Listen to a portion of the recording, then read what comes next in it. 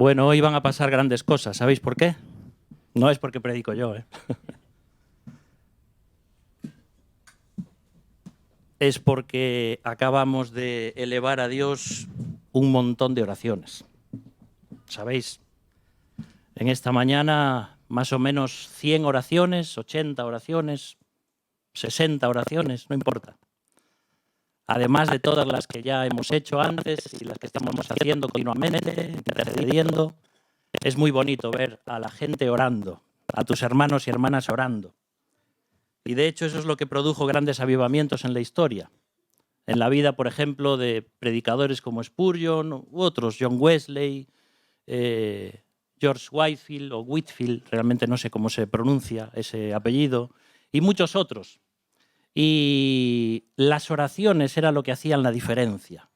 Claro que eran grandes hombres de Dios y grandes predicadores, pero tener un grupo de personas orando mientras ellos predicaban, eso realmente transformaba el corazón de las personas.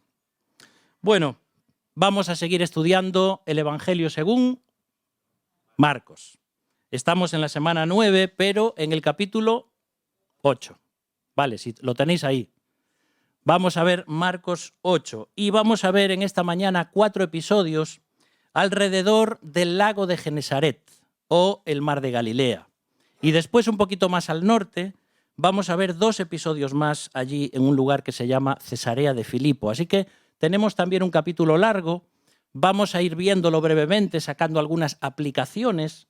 Tal vez estás aquí, no sé si por primera vez, o tal vez estás aquí pero no crees lo que nosotros creemos o no crees lo que la Biblia dice. No importa, bienvenido eres, porque lo que nos importa es compartir contigo lo que nosotros creemos de la palabra de Dios, lo que la palabra de Dios dice y lo que Dios ha hecho en nuestras vidas. Así que a veces usamos términos un poquito evangélicos que puede que te resulten extraños, estés aquí o estés viéndonos a través de las redes sociales, pero vamos a intentar hacerlo lo más sencillo posible, ¿sí? Entonces vamos a comenzar ahí leyendo el capítulo 8 y versículo 1, pero antes recuerda un poquito lo que vamos a ver en esta mañana. Vamos a ver la alimentación de los 4.000, vamos a ver después cómo los fariseos tientan a Jesús, después veremos la metáfora de la levadura, después vamos a ver cómo Jesús sana a un ciego, cómo Pedro hace una gran confesión y por último, y en lo que vamos a enfocarnos más en esta mañana, va a ser el precio de ser un discípulo. Por eso el título de hoy, toma tu cruz y sigue a Jesús. Recuerda esa frase, es muy sencilla, hasta ya de memoria seguramente te la sabes. Toma tu cruz y sigue a Jesús. Hay momentos en la vida en los que no hace falta recordar esa frase, pero hay otros momentos en los cuales te la repites continuamente. Así que vamos a leer ahí, Marcos 8, versículo 1. Dice que en aquellos días, como había una gran multitud y no tenían qué comer, Jesús llamó a sus discípulos y les dijo: tengo compasión de la gente, porque ya hace 3 días que están conmigo y no tienen qué comer. Y si los enviaren ayunas a sus casas, se desmayarán en el camino, pues algunos de ellos han venido de lejos. Sus discípulos le respondieron: ¿de dónde podrá alguien saciar de pan a estos aquí en el desierto? Él les preguntó: ¿cuántos panes tenéis? Ellos dijeron: 7. Entonces mandó a la multitud que se recostase en tierra, y tomando los 7 panes, habiendo dado gracias, los partió y dio a sus discípulos para que los pusiesen delante, y los pusieron delante de la multitud. Tenían también unos pocos pececillos, y los bendijo y mandó que también los pusiesen delante. Y comieron y se saciaron, y recogieron de los pedazos que habían sobrado 7 canastas. Eran los que comieron como 4.000, y los despidió. Y luego, entrando en la barca con sus discípulos, vino a la región de Dalmanuta. Un buen nombre también, si estás esperando una niña, le puedes poner Dalmanuta. ¿Por qué no? Este es un milagro diferente a la alimentación de los 5.000, ¿vale? A veces pensamos que es el mismo milagro, pero que hay diferencias. No, es otro milagro. En aquella ocasión fueron como 5.000 hombres. Podría haber tal vez 15.000 personas, 20.000 personas, si añadimos mujeres y niños. Y en este encontramos que Jesús alimenta a 4.000 personas. En la primera fueron 5 panes y 2 peces, pero ahora son 7 panes y varios pececillos. No sabemos cuántos peces eran. El otro fue en Galilea y fue para alimentar a una multitud judía. Pero ahora estamos en Decápolis y la multitud es mayormente gentil, es decir, no judíos. Hay grandes diferencias entre estos milagros. En el de los 5.000 sobraron 12 cestas pequeñas de comida. Pero en este sobran 7 canastas gigantes de comida. ¿Sabéis que en cada una de estas canastas podía caber un hombre? Un hombre dentro de la canasta. Que fue en una de estas canastas donde bajaron a Pablo, luego cuando leemos la historia en Hechos, que había mucho ahí. Entonces, hay diferencias aquí. Cuando leemos el Antiguo Testamento, nos encontramos a Dios haciendo milagros. Y cuando vamos al Nuevo, encontramos cómo Jesús procura hacer los mismos milagros para demostrar que era el Hijo de Dios. Dios alimentó en el desierto a miles de personas, ¿verdad?, en el Antiguo Testamento. Al pueblo de Israel durante 40 años. ¿Y qué está haciendo Jesús ahora? Alimentar en el desierto, en la montaña, en el valle, donde sea, a miles de personas, porque está diciendo, yo soy el Dios del Antiguo Testamento. Vamos a sacar una aplicación ya de aquí, porque es que no tenemos tiempo para más. 3 días de cultos especiales. Se fueron a un campamento de palabra de vida, ya que estamos tanto con palabra de vida, y estuvieron allí con Jesús 3 días. Llevaron su comida, sus bocadillos, sus sándwiches, etc., pero la comida se iba terminando. Y llega un momento que aquellas personas ya no tienen para comer. Y Dios no dice, no, lo primero es el espíritu, no importa el hambre que tengáis, primero es la palabra de Dios. No, porque Dios no es como nosotros. Dios dice, queridos discípulos, tengo pena de esta gente que me lleva siguiendo 3 días y no tienen para comer. Por eso es importante ver las necesidades de las personas, también las necesidades físicas, o emocionales, o mentales, o espirituales, lo que sea. Pero en eso Jesús es un especialista. Y entonces allí se produce esa multiplicación. Ahora, ¿cómo está mi hambre de la palabra de Dios? Si hacemos 3 días de cultos especiales en este lugar, con 2 o 3 o 4 mensajes, predicaciones aquí en la iglesia, ¿vendrías? ¿Vendrías un solo día porque hay que descansar un poco también del trabajo y hay que ver una serie de 10 capítulos? Tal vez no hay tiempo para... Es un llamado. ¿A cuánta hambre tengo de la palabra de Dios? Porque a aquellas personas no les importaba. Jesús era un rabino, era un rabí que daba su propia interpretación de la Torá. Y daba una interpretación completamente diferente a los mandamientos y reglas estrictas de todos los demás rabinos que había en Israel. Y el pueblo seguía a Jesús porque Jesús decía, mi yugo es fácil. Y cuando habla de mi yugo se refiere a la Torá. La interpretación de la Torá que yo hago no es como los demás. Mi yugo es fácil y ligera mi carga. Amar a Dios y vivir una vida cristiana, decía Jesús, no es tan complicada como os la presentan los fariseos y los escribas. Por eso que en este pasaje encontramos esta aplicación para nuestra vida. ¿Cómo está mi hambre de la palabra de Dios? Para pensar. Vamos a seguir leyendo, versículo 11. Vinieron entonces los fariseos y comenzaron a discutir con él, pidiéndole señal del cielo para tentarle. Y gimiendo en su espíritu dijo, ¿por qué pide señal esta generación? De cierto os digo que no se dará señal a esta generación. Y dejándolos volvió a entrar en la barca y se fue a la otra ribera. Los fariseos casi eran omnipresentes, Estaban en todas partes, perseguían a Jesús donde quiera que iba. Iba en la barca, iba al otro lado del mar de Galilea, venía para el otro lado, iba a la sinagoga. Siempre había algún fariseo por allí para tentarle, para probarle, para fastidiarle. Oye, tú sabes que los fariseos todavía no se han extinguido, ¿eh?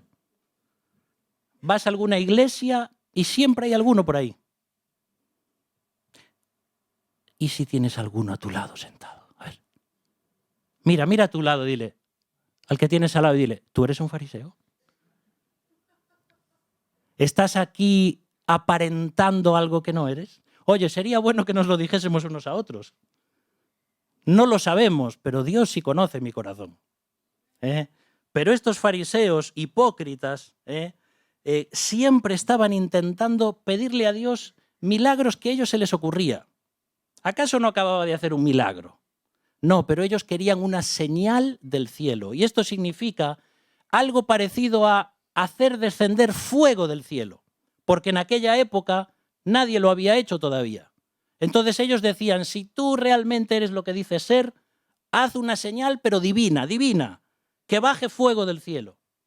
Y entonces Jesús ya veis lo que dice. Yo creo que este gimiendo en su espíritu es, ¿cómo se llama? Que se me fue la palabra ahora. No una metáfora, no una ironía, sino cuando quieres decir algo con palabras muy bonitas. Eufemismo. Yo creo que Jesús dijo, ¡ay, es que lo reviento! ¿Sabes? Dice, pues no, a esta generación no se les va a dar señal. Porque si hago bajar fuego del cielo, os convierto en churrasco a todos vosotros.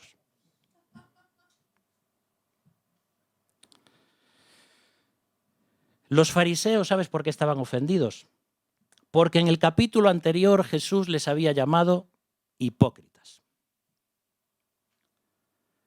Para ellos no les bastaba cualquier milagro. Ahora, una aplicación para mi vida en estos versículos 6 es, ¿soy de los que piden milagros a Dios? Sería bonito ver un milagro, ¿verdad? Pero continuamente busco milagros en mi vida cristiana. Continuamente tengo que poner vellones para saber si Dios quiere o no quiere. Señor, si haces esto, entonces yo entenderé que... Señor, y si tú haces esto, entonces yo voy a saber que... Y si tú haces un milagro, entonces yo voy a... Fíjate en las canciones de alabanza que se cantan últimamente. ¿Cuántos de esas canciones dicen, veré el milagro, haz el milagro, tú lo harás? Oye, ¿y qué pasa si Dios no lo hace? ¿Que voy a perder la fe? ¿Dios hace milagros hoy? Claro que hace milagros, yo soy uno. Amén, Rubén. Y cada persona que ha creído en Cristo como Salvador es un milagro vivo. Pero muchas veces le pedimos a Dios milagros porque esos milagros parece que nos hacen tener más fe. Y Dios entendió perfectamente la lección, por decir así, cuando en el Antiguo Testamento hizo un montón de milagros y cada vez más los judíos estaban endurecidos. Y aún hoy están endurecidos. El pueblo, la nación en este mundo que vio más milagros de Dios, es el pueblo que más endurecido está y que no cree en Cristo ni en el Mesías. No creas que los milagros van a darte más fe. Fíjate si los judíos quieren milagros que hasta los quieren después de la muerte. ¿Cómo? ¿Qué estás diciendo? ¿Te acuerdas del rico y Lázaro? ¿Te acuerdas del rico cuando se muere y va a aquel lugar de tormento? Y aún después de muerto le dice, Padre Abraham, si tú envías a alguien a predicarle a mis hermanos, entonces sí que van a creer. Y Abraham le dice, mira, Dios ya se cansó de hacer milagros para vosotros. Si no creen a Moisés y a los profetas, es decir, si no creen en la palabra de Dios, tampoco van a creer aunque alguien se levante de los muertos. ¿Qué es mayor? ¿La fe que confía en Dios porque hace un milagro? ¿O la fe que sigue confiando en Dios aunque no haga el milagro?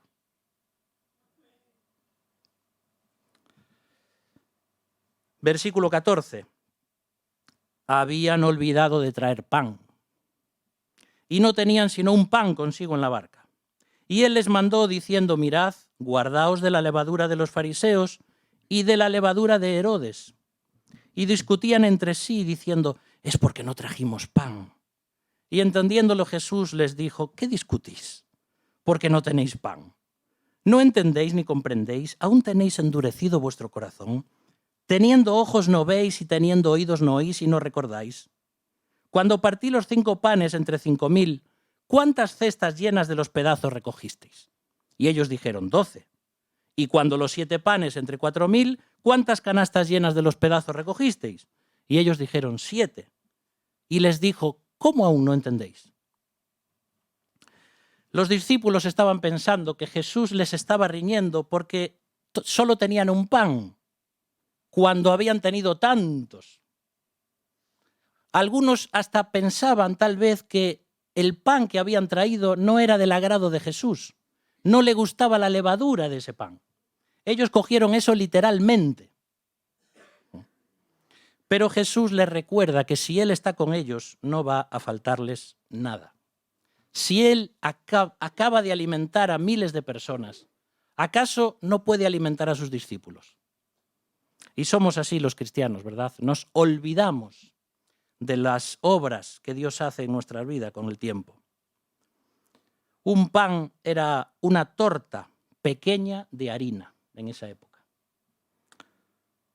Yo creo que lo que quería Jesús darles era una torta también a ellos, ¿no? Sí, pero vamos a ver, ¿no entendéis todavía? No, Jesús es diferente, Jesús no es como nosotros. La levadura en la Biblia es un símbolo de la apariencia, de la hipocresía, porque echas la levadura y entonces crece el pastel o el pan, pero es todo aire realmente. O hace pero no es. Y esto sucede también cuando en la Pascua, en el Antiguo Testamento, el pueblo de Israel tuvo que salir corriendo y no dio tiempo a que la levadura fermentase. Y era un símbolo también de por qué los judíos aún hasta hoy comen pan sin levadura para celebrar la fiesta de la Pascua. Por la rapidez con la que surgió todo aquello. Pero aquí Jesús está hablando de esa levadura, de ese pecado, de esa falta de integridad que tenía, en primer lugar, los religiosos fariseos hipócritas que prometían santidad, pero no era así, y los políticos herodianos hipócritas que prometían un reino de paz y no podían ofrecerlo. Y entonces Jesús les está hablando de eso. La aplicación para mi vida es: estoy tan apegado a este mundo que solo me fijo en las cosas materiales, en el pan que este mundo me ofrece. Jesús me está hablando y yo solo estoy pensando en el pan, en el pan, en el pan. Vamos a seguir, versículo 22. Vino luego a Betsaida, ¿ves? Seguimos con otro episodio. Y le trajeron un ciego y le rogaron que le tocase. Entonces, mira qué cariñoso Jesús, tomando la mano del ciego. Le sacó fuera de la aldea, mira qué cariñoso también, y escupiendo en sus ojos, le puso las manos encima y le preguntó si veía algo. Él mirando dijo, veo los hombres como árboles, pero los veo que andan. Luego le puso otra vez las manos sobre los ojos y le hizo que mirase. Y fue restablecido y vio de lejos y claramente a todos. Y lo envió a su casa diciendo, no entres en la aldea ni lo digas a nadie en la aldea. ¿Sabes que Jesús sanó a este ciego de la misma forma que sanó al sordomudo del capítulo anterior? ¿Cómo? Escupiéndole. Al sordomudo le escupen la lengua. Uf. Y al ciego le escupen los ojos. Algunos jóvenes que están aquí, no penséis que eso es lo que tenéis que hacer, ¿eh? No, yo le escupo a la gente porque hago como Jesús. No, no estamos hablando de eso. Mira, esto nos suena muy feo y poco higiénico a los que estamos viviendo en tiempos de pandemia. El tema de la saliva. Pero lo que está mostrando aquí Jesús es que lo que sale de su boca tiene vida. Tiene vida para sanar, tiene vida para salvar. Puedes ir al Antiguo Testamento y encontrar muchos versículos que hablan de lo que sale de la boca de Dios. Y muchas veces lo que salía de la boca de Dios en el Antiguo Testamento era profecía que se cumplía, eran palabras, oráculos para los profetas. Todo lo que sale de la boca de Dios es vida. Si lees, por ejemplo, Génesis 2:7, ya solo para empezar, dice allí: entonces Dios tomó un poco de polvo y con ese polvo formó al hombre. Luego sopló en su nariz y con su propio aliento le dio vida. Es cuando crea a Adán, al primer hombre. Y con barro y un poco de su aliento le da vida. Puedes ir, por ejemplo, al Salmo 33:6 y dice: por la palabra del Señor fueron hechos los cielos y todo el ejército de ellos por el aliento de su boca. Es decir, lo que sale de Dios es vida. Y Jesús lo que está haciendo es: yo soy el Dios del Antiguo Testamento. Porque yo hago así, cojo un poquito de mi saliva y te doy vida otra vez. Y está mostrando ese milagro, cómo sana a este ciego. Seguimos, versículo 27. No podemos pararnos, es un capítulo largo. Salieron Jesús y sus discípulos por las aldeas de Cesarea de Filipo. Ahora nos vamos ya un poquito más hacia el norte, ¿vale? Y en el camino preguntó a sus discípulos diciéndoles: ¿quién dicen los hombres que soy yo? Ellos respondieron: unos Juan el Bautista, otros Elías y otros alguno de los profetas. Entonces él les dijo: ¿y vosotros quién decís que soy? Respondiendo Pedro le dijo: tú eres el Cristo. Pero él les mandó que no dijesen esto de él a ninguno. Las personas creían que Jesús era un profeta más, pero Pedro declaró que era el Cristo, el Mesías prometido. Hay aquí algo interesante que no nos da tiempo de ver en esta mañana, pero es cuando el pueblo de Israel esperaba al Mesías, ¿qué Mesías esperaban? Esperaban a un líder político que liberase al pueblo de la opresión romana y que ya todas las profecías del Antiguo Testamento se cumpliesen en él. Pero es que la primera venida de Jesús no era para esto. Y de hecho el pueblo de Israel rechaza a Cristo. Por eso, cuando aquí Jesús le dice a los discípulos: no digáis todavía nada, y algunos enfermos les dicen: no lo digáis, es porque la gente estaba esperando a un Mesías para hacerlo rey, a la fuerza. Nos da de comer, nos sana, tiene unas enseñanzas maravillosas. ¿Quién mejor que Jesús? Pero fíjate que en la entrada triunfal en Jerusalén, más adelante, las personas lo aclaman como rey y pocas horas más tarde están diciendo: crucifícale, crucifícale. Así somos las personas. Así son los aduladores, ¿sabes? Primero te hacen un pedestal como: no hay nadie como tú. Y unas horas después te están apedreando, a ver si te mueres. ¿Quién es Jesús para ti? ¿Es un maestro? ¿Es un curandero? ¿Un profeta? ¿O es el Hijo de Dios que vino a ocupar tu lugar en la cruz? Versículo 31.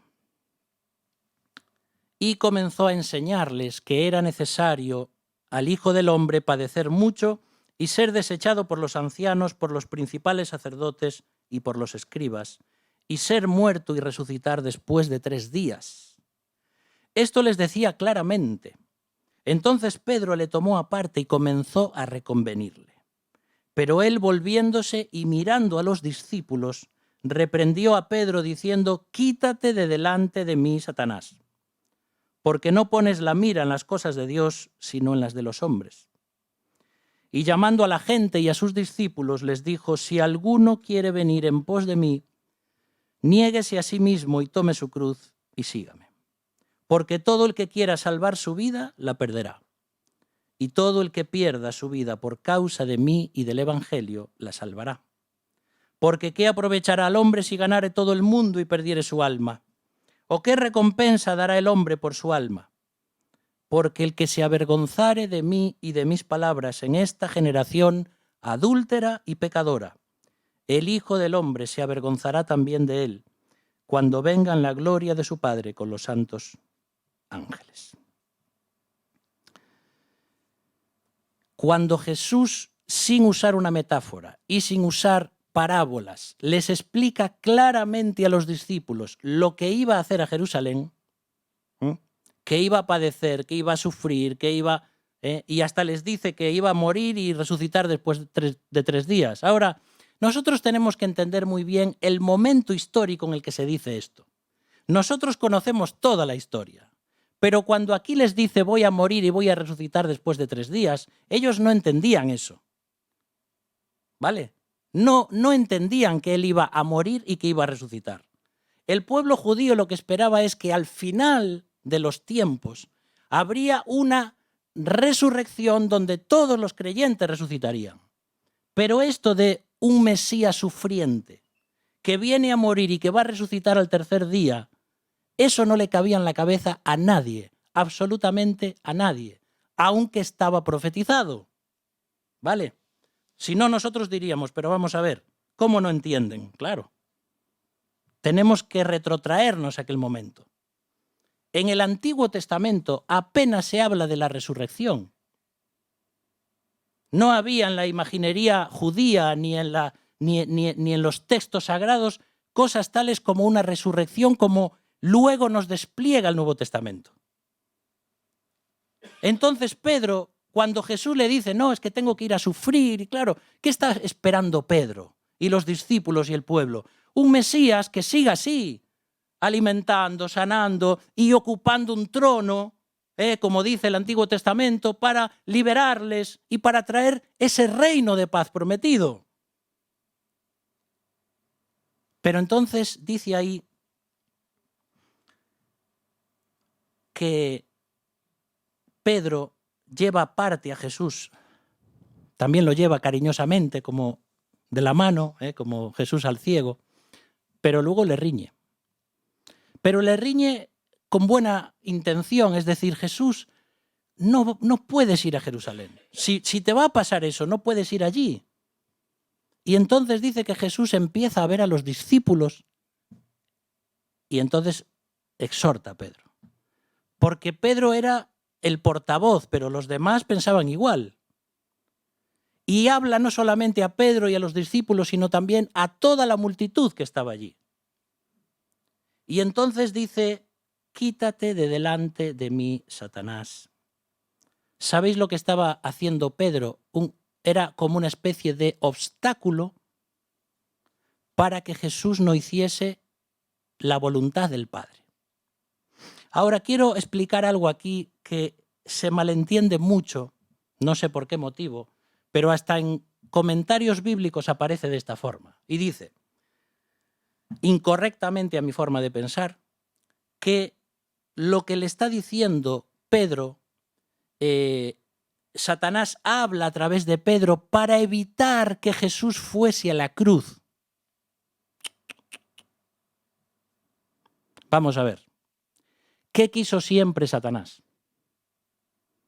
Destruir al Mesías, ¿sí o no? Entonces, ¿tú te imaginas aquí a Satanás hablando a través de Pedro y diciéndole, no Jesús, no vayas a la cruz? ¿Cómo que no vayas a la cruz? Si lo que quería Satanás era matarlo, desde Génesis 3:15, que es el protoevangelio, donde encontramos la promesa de que un Mesías vendrá, de la simiente de la mujer saldrá alguien que va a traer salvación, desde ahí que Satanás en toda la historia de la humanidad anduvo buscando quién sería el Mesías, quién sería el Hijo de Dios. ¿No te das cuenta que ya en Éxodo comienza a matar a los niños, Faraón? Y no te das cuenta a lo largo de la historia cuántas matanzas con los judíos.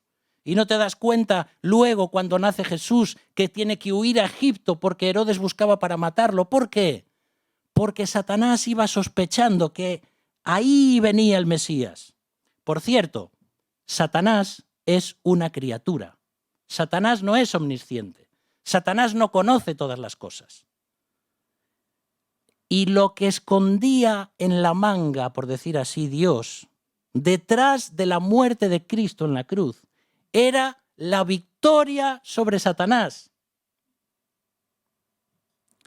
¿Cuántas veces intentó Satanás matar a Jesús en su ministerio? ¿Cuántas veces? Piensa esto. Si aquí Satanás le estaba diciendo a Jesús, no vayas a la cruz, ¿por qué más adelante entra en Judas para entregarle? No tiene sentido. Satanás no sabía.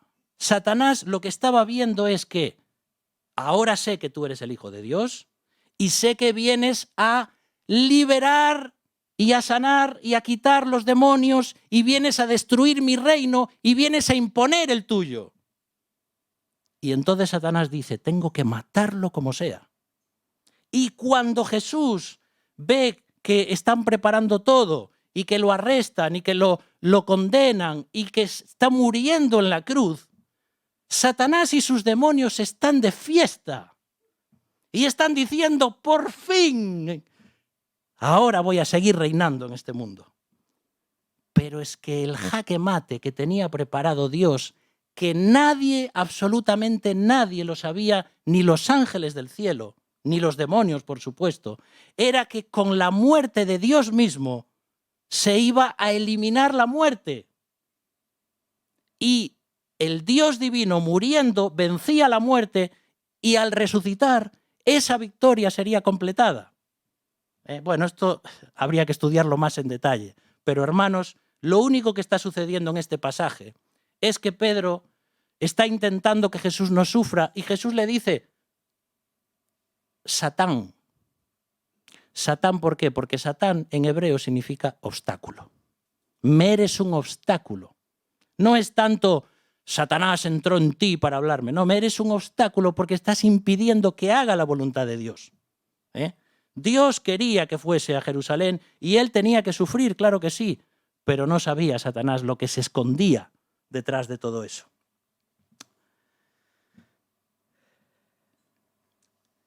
Ser discípulo de Jesús no es fácil. Creer en Jesús es fácil, pero ser un discípulo de él no. Por eso dice luego, si alguno quiere venir en pos de mí y les habla a los demás. Y entonces aquí comenzamos a ver 3 requisitos para ser un discípulo de Jesús. Primero, negarse a uno mismo. Segundo, tomar la cruz. Y tercero, seguir a Jesús. Cuando hablamos de negarnos a nosotros mismos, algunos entienden que esto es tener una baja autoestima. Es decir, aborrecerse a sí mismo.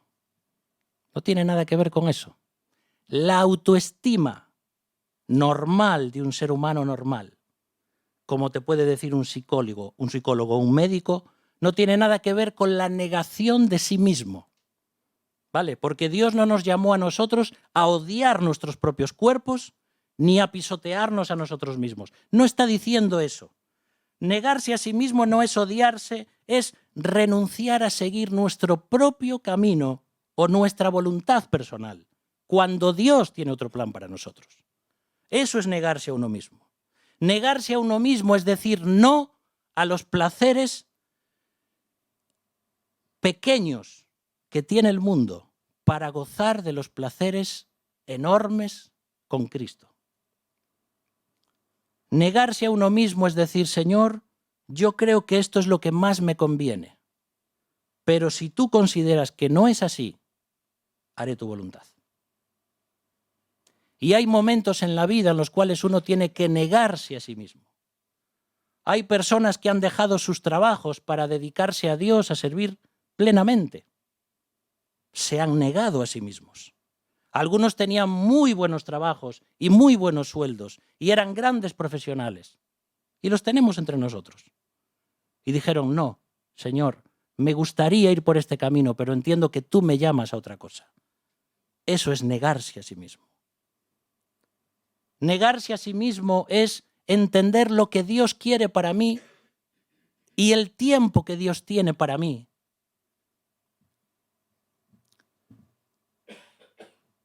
si este fuera un mensaje para la juventud, hablaría aquí de lo que es negarse a sí mismo en el área sexual y en los placeres del mundo. Iba a decir, yo también fui joven, ¿no? Soy joven todavía, pero ya pasé la adolescencia y la juventud. Y fíjate que el salmista dice, no te acuerdes de los pecados de mi juventud, porque en la juventud es la época de las hormonas, los impulsos, el querer probar, y es donde a veces cometemos nuestros peores pecados. Y voy escuchando de la juventud cristiana evangélica que ya no se diferencia tanto del mundo. Y entonces hoy puedes ir a una discoteca igual que van los demás, porque hay que tener amigos para hablarles de Dios. Y no vas a la discoteca a tomarte un refresco, sino que bebes alcohol al punto de que estás al punto de estar borracho. No me emborracho porque soy cristiano, pero casi. ¿Qué es negarse a sí mismo? Es para pensar. ¿Cómo son nuestros noviazgos hoy? Entiendo que hoy estáis siendo bombardeados como nunca antes en el área sexual. Pero un noviazgo cristiano es un noviazgo que dice, no, yo hago todo lo que quiero menos el acto sexual. Sí, cuidado, ¿eh? Porque ¿eres capaz tú de frenar? No, yo doy esto y hago esto y esto y esto, pero sí. ¿Dónde está la negación de uno mismo? Y no es esto solo para jóvenes, es para mí el primero y para todos nosotros. Nos negamos a nosotros mismos. Ah, qué bonito sería echar una canita al aire y una pequeña infidelidad. Es simplemente un tonteo. Luego, a ver, soy hombre, ¿no? ¿Dónde está la negación personal? ¿Dónde está el buscar esa santidad que a Dios tanto le gusta por mi bien? Porque en esos pecados podemos destruir nuestras vidas, nuestras familias y nuestras iglesias. Negarse a uno mismo, lo primero que tengo que hacer, porque no voy a poder tomar la cruz si primero no me niego a mí mismo. No voy a estar dispuesto a vivir una vida cristiana que sufre si primero no me niego a mí aquello que me parece que me merezco. Mira, Jesús cuando utiliza esa expresión está usando una imagen que aquellas personas conocían muy bien. El patibulum, que era ese madero transversal, horizontal, que era el que se clavaba luego en el palo vertical de la cruz, tenían que llevarlo el reo que iba a ser crucificado y lo ponía en sus espaldas y lo tenía que ir cargando hasta el lugar donde iba a ser crucificado. Eso era llevar la cruz y cargar la cruz. Y mientras en ese camino la gente se burlaba de él y le escupía porque era un delincuente y merecía morir. Y cuando Jesús está haciendo un llamado aquí a ser un discípulo, está diciendo, no es tan fácil seguirme, ¿eh? Cuando vas a la Gran Comisión en Mateo 28, no dice Jesús a los discípulos y a nosotros hoy, haced creyentes de todas las naciones. No, dice, haced discípulos de todas las naciones, bautizándolos en el nombre de la Trinidad y enseñándoles todas las cosas que os he mandado. A veces decimos, yo soy un discípulo de Jesús porque he hecho un discipulado. Estuve 1 mes, 2 meses, 6 meses ahí con alguien en la iglesia que me enseñó, me hizo un discipulado y ya soy un discípulo. Ni yo soy un discípulo. Porque el discipulado es algo continuo. Ser un discípulo de Cristo es un llamado al sufrimiento, queridos hermanos. Y este ya no es un mensaje que gusta escuchar hoy. Generalmente intentamos dar mensajes positivos desde aquí, pero el mensaje que encontramos hoy en esta mañana es un llamado al sufrimiento. ¿Quién quiere sufrir hoy? Nadie quiere sufrir, pero hay cosas que solamente el sufrimiento te va a enseñar. Me acuerdo cuando hace ya unos cuantos años fuimos un grupo de jóvenes a un evento que se llamaba Contracorriente. ¿Os acordáis? Alguno que estáis aquí en Madrid. ¿Os acordáis de un hombre que nos presentaron allí que su ministerio era ir caminando con una cruz de madera? ¿Os acordáis? Allí vimos de todo. Decimos, ¿se puede ser cristiano y hacer esto? Pues sí, se puede. Nos rompía los esquemas, pero un hombre hizo una cruz de madera y caminaba de país en país cargando la cruz y la gente le preguntaba, ¿qué haces? Y él les predicaba el Evangelio. Ese era su ministerio. Tomó literalmente este versículo. Ahora, realmente tomar la cruz es mucho más complicado que eso. Cargar la cruz no es lastimarse a sí mismo. No es lo que vemos en nuestro medio católico romano a veces de estar haciéndote daño en el cuerpo o ir arrodillado o dándote de latigazos. Eso no es cargar la cruz. Cargar la cruz puede ser llevar las consecuencias de tus pecados. Cargar la cruz es tener que sufrir a veces por el pecado de otros. Tú no tienes la culpa, pero alguien de tu familia pecó y tú tienes que cargar. O alguien en la iglesia pecó y la iglesia tiene que cargar.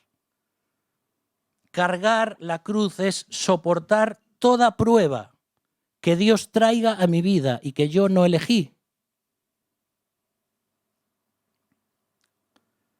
Y si vas al pasaje paralelo en Lucas te dice, tome su cruz cada día. Fíjate lo terapéutico del mensaje de Cristo. Mira, cuando estás sufriendo y parece que el dolor no se termina, lo peor que puedes hacer es pensar, ¿y para el mes que viene cómo voy a hacer? ¿Y el año que viene cómo voy a hacer con esto? Y Jesús te dice, hoy, no pienses más que hoy. Lleva tu carga hoy, porque mañana no existe. Y estamos sufriendo cuando pensamos en el mañana y en el mes que viene y cómo voy a llevar esta enfermedad y cómo voy a hacer este duelo y cómo voy a soportar sin el trabajo, porque estoy trayendo eventos del futuro que no existen a mi presente y sufriendo por ellos. No. Vive llevando tu cruz solamente hoy. Basta cada día su propio mal, dice Jesús. Mañana Dios me dará las fuerzas para mañana, pero no me va a dar las fuerzas hoy para dentro de un mes. Pero eso es muy complicado, decirle a nuestra cabeciña, no pienses más. Es difícil llevar la cruz cada día. Y dice, y seguir a Jesús. Un llamado al sufrimiento, a veces, a ser malentendido, a ser denostado como un homófobo, cuando a veces es todo lo contrario. Seguir a Jesús es hacer la voluntad de Dios, aunque implique pasar por un Getsemaní, una traición, un juicio, una condena injusta, una crucifixión. Hace unos días, la sociedad hemos vivido el Black Friday, que ya es tan sonado, ¿no? Ese día ahí con tantas ofertas y que sabe que el 90% de esas ofertas no son ofertas, ¿eh? Mira, la oferta más grande que se hizo jamás en un Black Friday fue en la cruz del Calvario. En aquel viernes negro, de 9 a 3 de la tarde, cuando Jesús estaba allí sufriendo y haciendo su oferta que aún sigue vigente hoy. Venid a mí, todos los que estáis trabajados y cargados, que yo os haré descansar. Esa es la oferta. Saber seguir a Jesús es estar dispuesto a morir un viernes sabiendo que resucitaremos un domingo. Y aquí Jesús termina este capítulo diciéndole a Pedro, a los discípulos y a aquella multitud: todo el que quiera salvar su vida la perderá. Está siguiendo el tema con Pedro y está diciendo: Pedro, si yo no voy a Jerusalén, si yo no muero en la cruz, sí, salvaré mi vida, pero el mundo se muere. Y Jesús estuvo dispuesto a dar su vida para salvarnos a nosotros de la condenación eterna. Si somos discípulos de Jesús, tenemos que aprender también a pensar en otras personas para llevarles el Evangelio de Jesús. A veces a perder comodidades o a perder, entre comillas, parte de nuestro dinero para ofrendar a otras personas, para que la gente conozca a Cristo.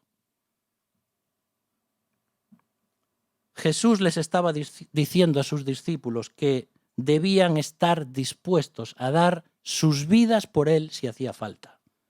Y eso es lo que hicieron años después, como mártires. Los discípulos se convierten en apóstoles y prácticamente todos ellos mueren como mártires, dando su vida por Jesús. Dios no le pide a todos que mueran como mártires por Él, pero hay miles de personas hoy que mueren como mártires, como cristianos, porque son torturados en países perseguidos, y sigue todo esto. Hay personas que están muriendo literalmente por Cristo. Y a veces cuando yo como cristiano recibo una prueba, digo: ay, Señor, ya no puedo más. ¿Cómo voy a sobrellevar esto?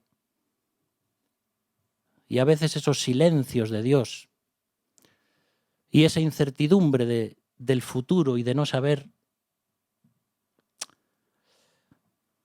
El viernes veía una película muy reciente, Emancipation, ¿no? Esta película que acaba de salir, donde un esclavo de color tiene que huir de una plantación y luego es abolida la esclavitud por Abraham Lincoln, etcétera, etcétera. Ahora, yo viendo esa película pensaba: ¿por qué Dios a veces deja pasar años y años y años y no contesta? No es una respuesta que podemos dar los seres humanos.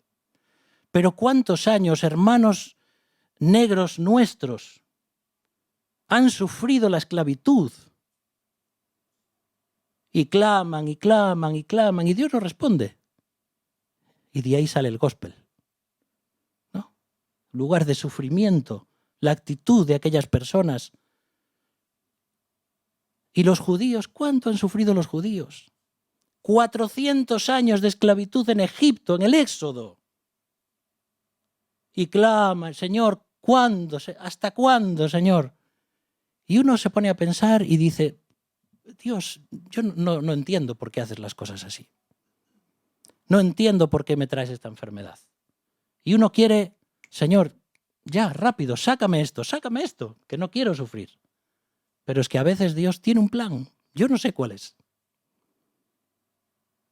Pero la fe es confiar en un Dios que no hace el milagro que tú quieres, pero que te da la fortaleza para seguir adelante, aún sin ver ese milagro.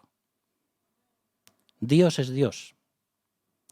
Y a veces decimos: ¿por qué a mí, Señor? Y entonces me doy cuenta y digo: es que yo soy mejor que otros. Es que yo no me merezco tener un cáncer. No merezco una muerte en mi familia, yo me merezco todo, hermanos. Merezco cualquier cosa que me pueda pasar.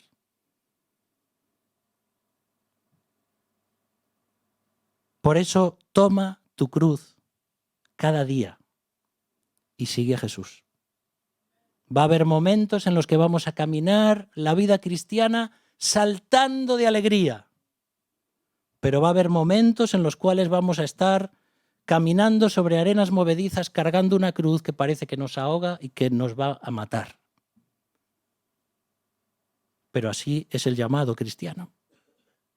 Momentos de gozo, momentos de tristeza. Y tal vez estás escuchando en esta mañana este mensaje y yo solo quiero decirte una frase. Antes de tomar tu cruz y seguir a Jesús, tienes que tomar a Jesús y seguir su cruz. Porque hasta que entiendas lo que Cristo hizo en la cruz, que vino a este mundo para morir en tu lugar y en mi lugar, porque somos pecadores y no podíamos salvarnos a nosotros mismos, porque las buenas obras no son capaces de pagar el precio de nuestro pecado. Dice la Biblia que Dios nos amó de tal manera que amó a su Hijo único, para que todo aquel que en Él cree no se pierda, sino tenga vida eterna. Y cuando crees en Cristo Jesús como tu Salvador, cuando te arrepientes de tus pecados, entonces Dios, a través de su Espíritu, transforma tu vida, te hace una nueva criatura. Y en momentos a veces fáciles y en momentos difíciles podemos cumplir este llamado que tenemos.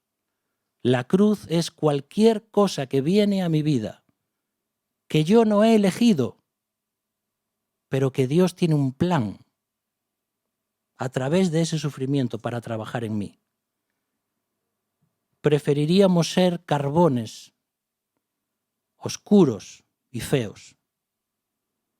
Queremos ser diamantes, pero no queremos pasar el proceso. No queremos ser pulidos, no queremos estar en el fuego y en el agua. Yo no quiero ser un diamante, yo quiero ser un carbón. Prefiero ser un carbón. Pero Dios dice, no, tú eres mi hijo, eres mi hija, y yo no te voy a dejar como estás.